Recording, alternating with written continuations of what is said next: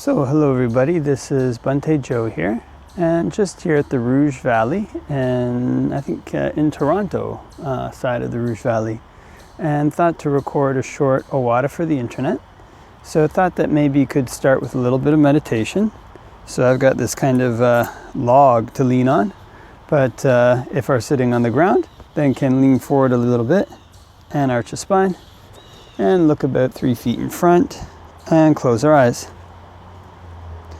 And can focus in on the breath.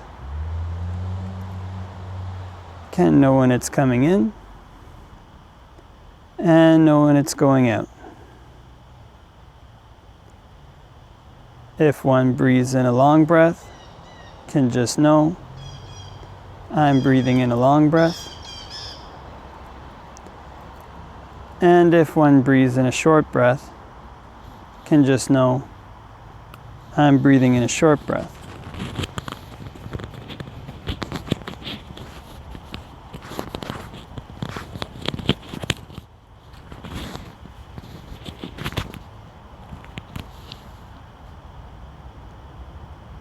And can focus in on the breath at the tip of the nose.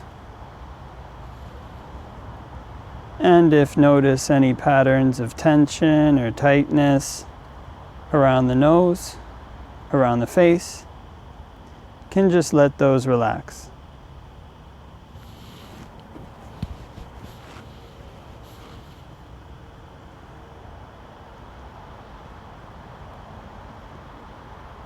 And can practice breathing in and out from this area at the tip of the nose.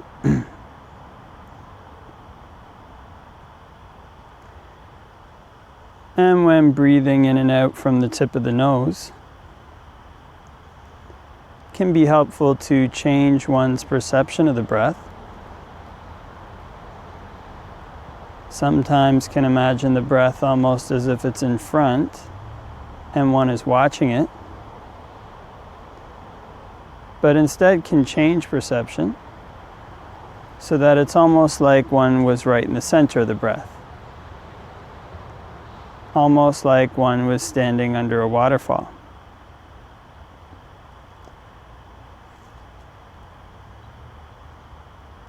So on the in-breath, one can be totally immersed by the breath. On the out-breath, one can be totally immersed by the breath.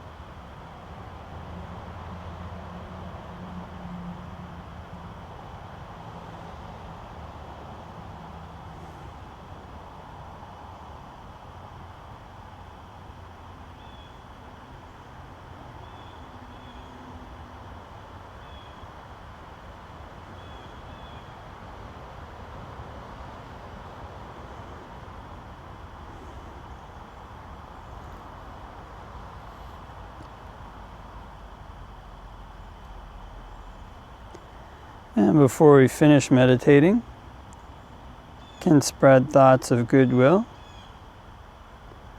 wishing may all beings all around everywhere be happy and at ease. May they put in place the causes necessary to be happy and at ease. And we can make the mind infinite, can make it unbounded, all the way to the ends of the universe and beyond, in every dimension. May all beings all around everywhere be happy and at ease.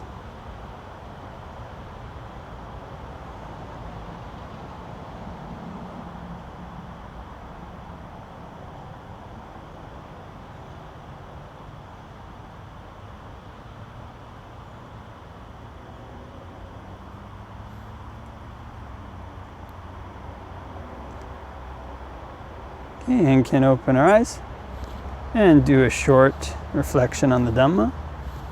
Namo tassa bhagavato arahato samma sambuddhassa. Namo tassa bhagavato arahato samma sambuddhassa. Namo tassa bhagavato arahato samma sambuddhassa. Buddhaṃ saraṇaṃ gacchāmi, Dhammaṃ saraṇaṃ gacchāmi, Saṅghaṃ saraṇaṃ gacchāmi. Tatiyampi Buddhaṃ saraṇaṃ gacchāmi, Tatiyampi Dhammaṃ saraṇaṃ gacchāmi, Tatiyampi Saṅghaṃ saraṇaṃ gacchāmi. Tatiyampi Buddhaṃ saraṇaṃ gacchāmi, Tatiyampi Dhammaṃ saraṇaṃ gacchāmi, Tatiyampi Saṅghaṃ saraṇaṃ gacchāmi. So, hello everybody, and hope that having a great day wherever it might be. And so, yeah, just came out here to the Rouge Valley. It's September now in Canada. Well, everywhere it's September, but this is the kind of time when there's some nice weather. Kind of something good for everybody before fall comes. And so it's a nice time to come out to this kind of forested area, which is Canada's first national urban park, right in the area between Pickering and Toronto, kind of overlapping both.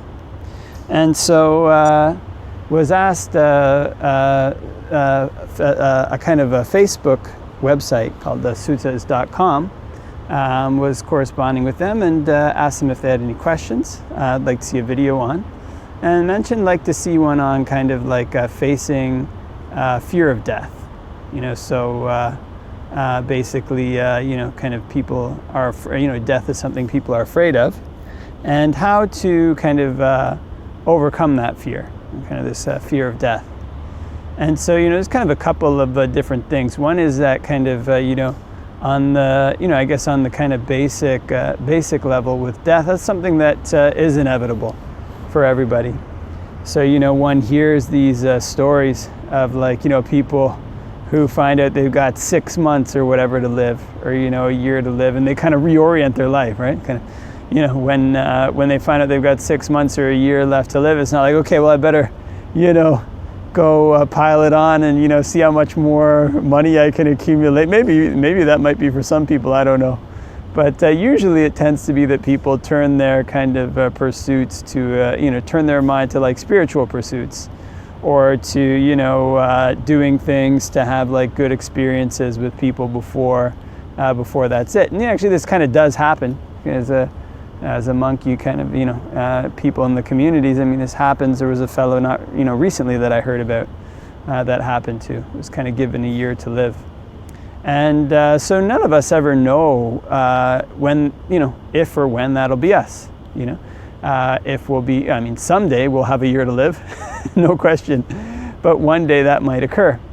And so the thing that kind of helps us to overcome the fear of the inevitability of death is to prepare for it. This is one of the main things. It's kind of, so in the West, typically, if there's a kind of belief that, kind of death is just it, then there's nothing to prepare for. It's kind of some total cessation with no consequences after that.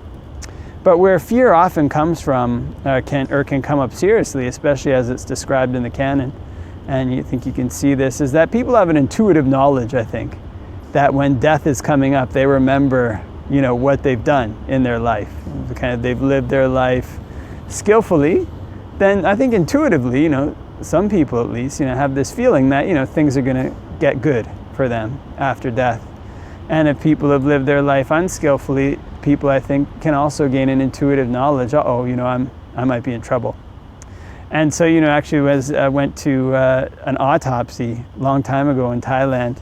And one of the monks was saying that I don't know the proper word for the person who does the autopsy, the coroner maybe. I don't know if that's just for forensic autopsies, but whoever does the autopsy, that doctor or that specialist, they said that, when people come in for their autopsy, you can see on their faces, the way that they've died. Some people have this kind of very calm face. Some people, their faces, very twisted or something like that. And so at the time of death, people's minds kind of direct in the way that they live their life. So there's kind of passage in the Dhammapada that I was reading the other day, which was, whoever takes a rod to beings desiring ease when he himself desires ease, doesn't meet with any ease after death. But whoever doesn't take a rod to beings desiring ease when he himself desires ease, after death he meets with ease. So in other words, people have this intuitive knowledge, I think, to a certain extent. And so, it's something basically we can prepare ourselves for. It's kind of in the teachings of all great religions that people who do good, meet with good results after death. It's kind of like somebody, who has to say take an SAT or some really big test that's going to determine their future. We don't have those SATs in Canada, but in the States they have those tests where, basically that's what determines what university you can go to. So if a person is, basically goofed off for all of high school, and it's kind of like a month before the SATs, they might feel a little bit of dread around the SAT, right? But if it's somebody who has prepared consistently for the SAT, they might feel nervous about that. But it's going to be a different quality of nervousness, right? It's kind of something that they prepared for. And in a similar way, I guess you could say, there might be a certain fear of, separating from one's family, one's friends, all the things one loves.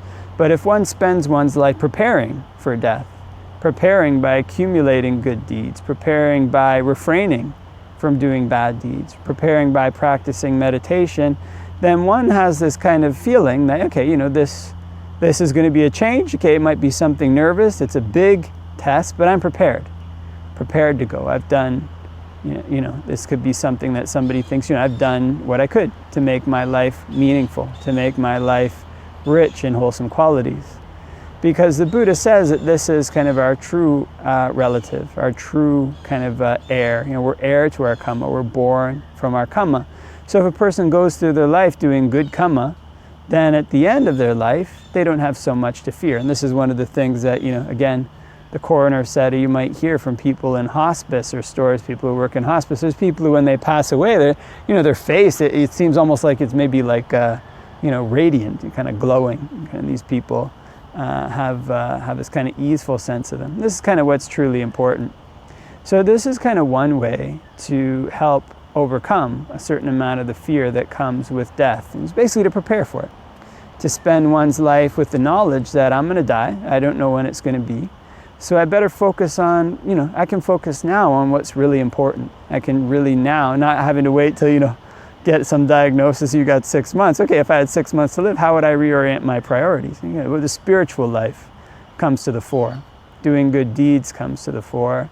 Taking care, I guess, of one's responsibilities in an appropriate way kind of comes to the fore. And so if one does this for, 30, 40 years or whatever, however long one lives, then at the end, then one is well prepared. Like a student who spent all of their high school studying diligently. They might be a little bit nervous about the SAT, but chances are, they're going to do pretty well. And they don't have so much to fear about their university future. That's one way. The other way is that basically the people who totally overcome fear of death are the people who are arahants, people who've eliminated having any birth whatsoever. Because this kind of, possibly this kind of fear of death, part of it comes from this desire to become. This desire is kind of clinging to become and clinging not to become. It's kind of two types of craving. Clinging to become, clinging not to become, clinging to sensuality. So oftentimes when a person's about to die, their mind thinks back to the things in their life they really, really loved, right? Kind of they know they're going to be separated from, one's going to be separated from one's family, one's going to be separated from one's friends, one will be separated from one's job, one house, these things, like a house or whatever that people really love. And so that brings fear. It's kind of this fear that comes from desires, fear that comes from craving, fear that comes from attachment. And one's going to lose all the things that one has become, all the skills that one has. One gradually sees them slip away as one gets older. This kind of fear of death also comes from that. Spent so much time developing these skills in my mind, social skills, various physical skills, skills at work, all these different skills. And when one dies, they're separated from one, separated from their context. So this can bring a lot of fear. So the way that a person overcomes this fear beyond just living skillfully is to try to overcome the craving itself. It's craving to become, craving for external sensual, for one's external sensual thing. So this is kind of what the work of the Dhamma is, what the work of the Noble Eightfold Path is. So basically the way to truly and permanently overcome fear of death is to become successful at this work. In other words, to be somebody who's attained one of the noble attainments. If one attains stream entry, 7 lives at most that one has. If one becomes a once returner, 1 more life. If one becomes a non-returner, then one is born in a Brahma world and attains Nibbana there. And if one is an Arahant, then one isn't born at all. And that's when complete fear of death ceases. There's kind of a story in the canon about a monk, it's in the Theragatha, about a monk named Venerable, I think his name is Adimutta, and he's approached by bandits, and the bandits are going to kill him. And the bandit chief asks him, why is your complexion so serene, when you're facing what should be feared? And he kind of goes on to describe, I don't have like the best memory for like memorizing verses, but paraphrasing, he kind of goes on to describe how death for him would be a release, kind of the release from the burdens of the khandhas, because he's gone beyond craving, he's gone beyond becoming, he's achieved a kind of perfect peace. And so being released from the cycle of birth and death is something that's the ultimate ease, kind of this nibbana, parinibbana, the arahant's release from from form and all these things after death. So that's when a person truly has completely overcome fear of death, is through the destruction of craving for becoming, the craving for non-becoming, and the craving for sensuality. Because then a person has nothing more to cling to in this life and nothing more to reach towards in the next life. So there's nothing to fear about what one's going to lose in this life. There's nothing to fear about what one has to try to gain in the next life. One has this kind of perfect ease. So that's the real way to totally overcome fear of death, is to become an Arahant. And so the Buddha gives these various strategies. One is, arbitrarily break it up into those 2 categories. Live a skillful life. Person lives a skillful life. A lot of the fear that comes from the time of death can go, because one knows one's going to a better place. But truly, the only way to completely overcome fear of death is to become somebody who's overcome craving. Because fear, a lot of it can come from this kind of craving. It's craving for sensuality, becoming, non-becoming. And when craving for these things is eliminated, then fear can go too. Because one has nothing that one needs. Everything that one needs, one has. One has gone beyond the need to need anything and has found the true peace. So that's the true cessation of fear, as far as I understand it, from my understanding of the canon. So I think that might leave that for reflection, and hope that everybody has a great day, and wishing you all the best till next time.